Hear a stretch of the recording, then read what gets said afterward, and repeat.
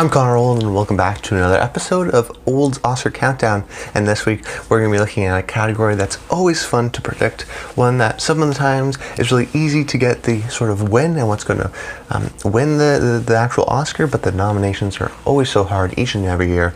I'm talking about the Best Director category. So if you guys are new to the series, what I do every single week is I break down a sort of Oscar race, and I predict each and every week what I think is going to get nominated for certain categories.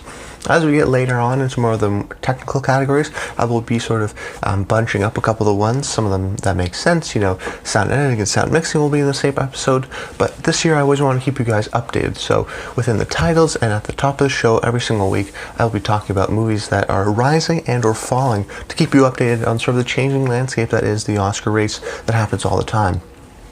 So jumping right into that, a few movies actually rising right now.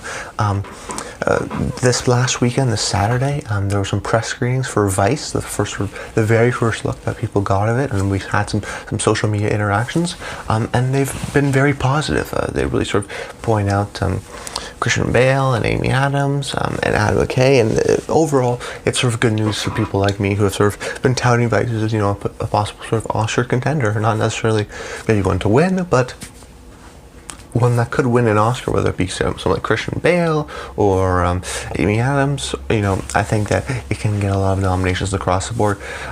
The question is, because it's so late, who knows if it's going to sort of get those Golden Globe nominations. I'm sure they saw it before, but just because it's such a quick turnaround. But watch out for Vice. That's a movie that's definitely rising because now people have seen it and because it's good. Another movie that we sort of were waiting for that's now actually falling is the Margot Robbie and Saoirse Ronan movie, Mary, Queen of Scots. I heard sort of generally the couple of reviews that I've sort of seen have been mixed. We haven't sort of heard a lot of buzz on it, so I was kind of hesitant to say put Margot Robbie in supporting actress or anything like that. Obviously have these two great actresses, which we could be surprised if something like the Golden Globes really like the movie. But in terms of the Oscars, I think this movie's going to fade. I don't think it's going to do very well. I think overall it's probably out of the race at this point. You could say maybe costume design, but I think the film is just too under the radar at this point. Okay, let's just jump into my first pick, which I think is going to win, which is Alfonso Cuaron for Roma. This is one of those movies that is the sort of director's movie, and for me is the clear frontrunner to win the Oscar. For sure get nominated. Just because I've seen the movie and I know sort of how the Oscar race and sort of narrative can be positioned. Especially in these last few years, they sort of coined these three Mexican directors, being Alfonso Cuarón, Guillermo del Toro, and Alejandro Iñárritu. They've been sort of sweeping up the Oscars. You think something like 2013, which was Alfonso's last movie, he won for Gravity. And then 2014, Birdman, 2015, Revenant, 2016 was Damien Chazelle, but then 2017 was Guillermo del Toro. So there's a really great sort of period now of these Mexican directors coming out making really amazing films, and they've been rewarded as such at the Oscars. So they definitely sort of like these guys, and they love Alfonso Cuarón. I mean, they've been nominating a lot of his films. Something like Children of Men, which sort of flew under the radar, still got nominated, I think, for a screenplay or cinematography or one of those, sort of one award, and then Gravity got a bunch of nominations. So I think that he definitely has this sort of clout behind him. And the question everyone sort of asks about the movie is Netflix. Will that be a determining factor? I say probably not, just because Netflix is already such a big industry giant, and they are taking a lot of chances. They are sort of making movies like this, funny movies like this, supporting Paul Greengrass, supporting the Coen brothers. They sort of changed their image to try to be supporting creators, and they've been making a lot of projects. They're employing, I'm sure, a lot of people in the Academy. There was an interview I saw with Zoe Kazan, who sort of had that same sort of sentiment, being just that they employ half the town. She knows so many people that work with Netflix. There necessarily won't be a Netflix bias. If anything, there's actually going to be sort of a positivity towards Netflix because of sort of what they've been doing and how they're positioning themselves. But for me, it has to do with how they position this movie and the Oscars and how they're going to be able to do that. And really, in terms of the director, every sort of director who have seen this movie, when it came out at TIFF, called it a masterpiece. They were totally blown away by it, and I can totally see why. It has a very autobiographical feel to it. It feels very personal to Alfonso, sort of from a different perspective, because it is about a maid in the 70s, and he obviously wasn't a maid. However, he had a maid and sort of had that sort of outsider perspective and really wanted to delve deep into that. So it is autobiographical and it has that personal narrative, which will help him. It will help, and I just sort of, what I do for a lot of these directors and really a lot of these actors and anyone, I look ahead at their future race. I try to see what kind of obstacles are coming for them and what I think is going to win, and then how can that change things. And because I think he's such a clear front runner, it's because his path is pretty easy. The Golden Globes could be maybe is the one thing that slips him up, but I imagine, he can win for that, and if he wins for that, I mean, the DGA is almost for sure going to nominate him just because everyone who loved it saw it. And when I went to TIFF and he was talking about it, it seems like his own sort of very distinct personal vision, which is very unique and something that directors always love, and they don't want any producers' help. They want something that's just totally free and artistic. And he said that, he was the only one on set who had the script and would give the actors the lines the day of, and even the crew and the producers didn't have the script. He was the only one. So it's sort of that narrative of someone who had complete artistic creative control. This is sort of his personal movie. This is his love letter in a lot of ways, and sort of him really exposing himself. Whereas Gravity was this big sort of blockbuster that was really well done. This is sort of a more intimate, personal story that he's been wanting to tell. So I think that's sort of all those different sort of aspects and narratives, and the fact that he is really respected within the Directors Guild and with Hollywood across the board. I think Alfonso Cuaron is a clear frontrunner for now. But my number 2 is no slouch either. Bradley Cooper for A Star Is Born. And now this is an interesting scenario because I'm not exactly sure how it's going to play out, because I believe in the strength of A Star Is Born. It may be the movie that get the most amount of nominations because of song and sound mixing and sort of some of the technical ones. And as a matter of fact, I think Bradley may even get nominated 4 times for writing, producing, directing, and acting. So now I think, okay, if he's going to get nominated 4 times, if they really like him, if they really like his movie, they're going to want to nominate him somewhere. Because to me, it depends on how you sort of look at A Star Is Born. A Star Is Born is definitely Lady Gaga's film. She's the star. She's a big standout of it. She's the sort of big pop star in the movie. But Bradley Cooper, this is his movie. He's going saying, I really worked hard on this. I wanted to do this to be my first directing project. He directed, he wrote it, he starred in it, he produced it. He did everything involved with it. This is definitely his sort of creative vision in a lot of ways. I think the best probably chance would be for him to get in for actor, but now he's going up against big heavyweights in that category. Viggo Mortensen for Green Book could do really well if that movie starts to sweep, or Vice for Christian Bale. I've heard he's done an incredible performance. But I think, while I don't think he's going to get in for, he's not going to win for director, I do think he's going to get in for the nomination. Hopefully they'll probably not award him for Best Actor, and that will be his award. But as of right now, in terms of the directing, he has, like I said, he has gone around and sort of said, this is his sort of first directing project, and this is definitely his personal vision, which once again helps him, similar to Alfonso Cuarón. Now it's very rare. I think I have notes here that only 5 directors in film history have won for their directorial debut. Guys like Sam Mendes for American Beauty, Robert Redford for Ordinary People, James L. Brooks for Terms of Endearment. I have them here. Delbert Mann for Marty, and Kevin Costner for Dances with Wolves. The good thing is that you heard those names, Robert Redford and Kevin Costner, for their first time directing, actually won the Oscar for directing on their very first debut, which is very impressive. But they were movie stars. Bradley Cooper is also a movie star, so you can't just say this is his first movie, because he's been around the industry, he knows things, and he really knocks it out of the park. So I could see them definitely nominating him for this movie because of the strength of A Star Is Born. And if he doesn't get in, I don't think we're going to see an Argo scenario. I think that actually shows a great sign of the weaknesses that is A Star Is Born. But that being said, I think Bradley did a great job in this movie, and I think he's going to get in. My third pick is Yorgos Lanthimos for The Favourite. Once you get into these 3s and 4s and 5s, it's always so difficult to predict, but I'm actually pretty confident in Yorgos getting in, even though it's a sort of an unconventional pick. The thing is that The Favourite, I've been saying each and every week, is strong. It's a strong film. It has a very passionate fan base, which means it bodes well for the film in terms of nominations. It means it could get the most nominations for all we know. It's going to tick off a lot of those technical boxes. It's going to get possibly 3 acting awards. It's going to get in for something like score, I think. And if it's a serious contender, it may even get in for editing. I think it's the frontrunner right now to win Best Original Screenplay. Just don't count out The Favourite. It's a strong, strong movie with a lot of nominations, with a lot of love. The film is divisive, which will eventually hurt it in terms of Best Picture, but in terms of getting those nominations, it really helps it actually, because it has that passionate fan base that will just sort of nominate in every category. And this is a guy where you may see, I think he's a little bit under the radar, but they really like him. I guess 3 features ago, Dogtooth, 2009, got nominated for Best Foreign Film, so they like him for that movie. And then they nominated him for Best Screenplay for The Lobster.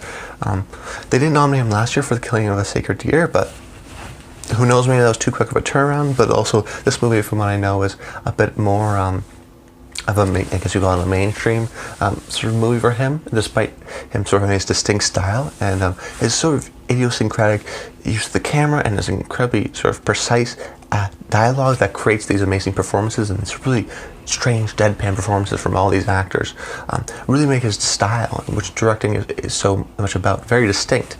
You can tell that, oh, this is a Yorgos Lanthimos film right away.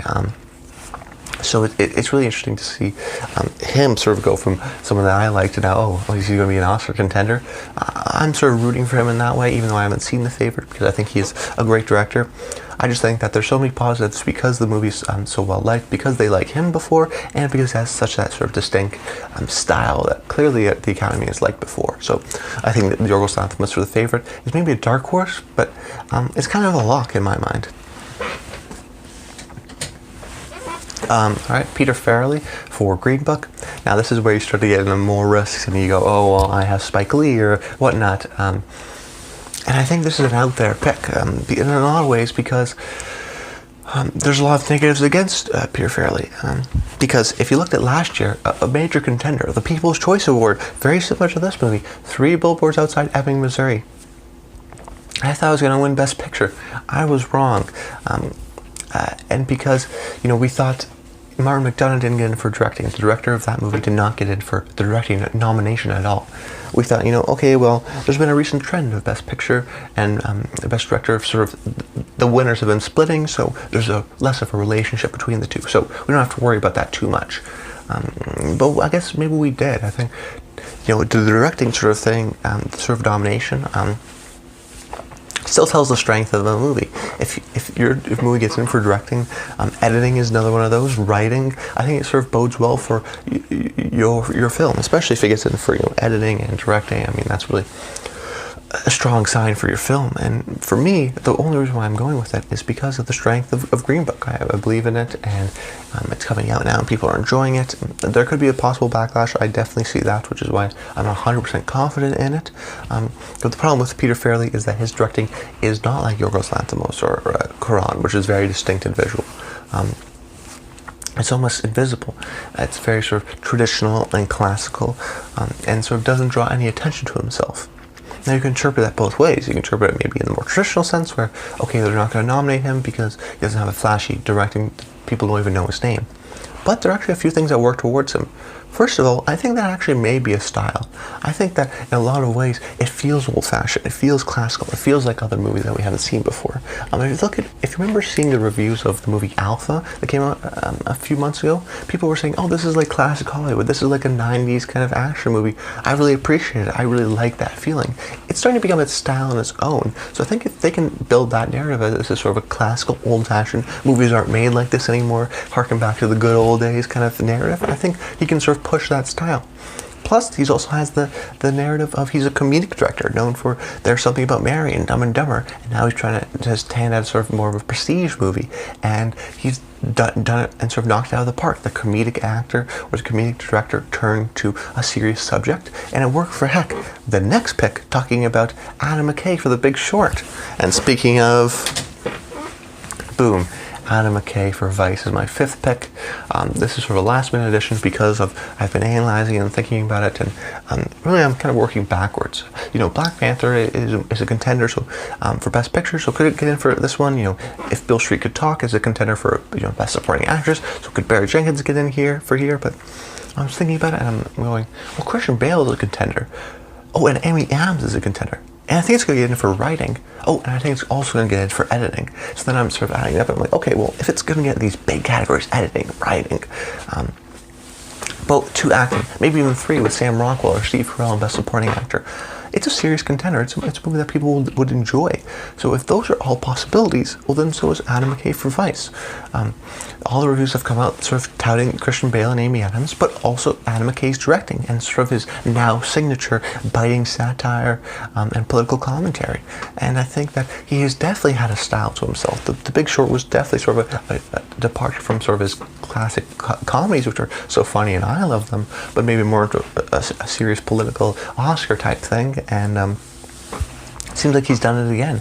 And we doubted The Big Short a bit when it came out, but then once it went PGAs, we understood it was a serious contender.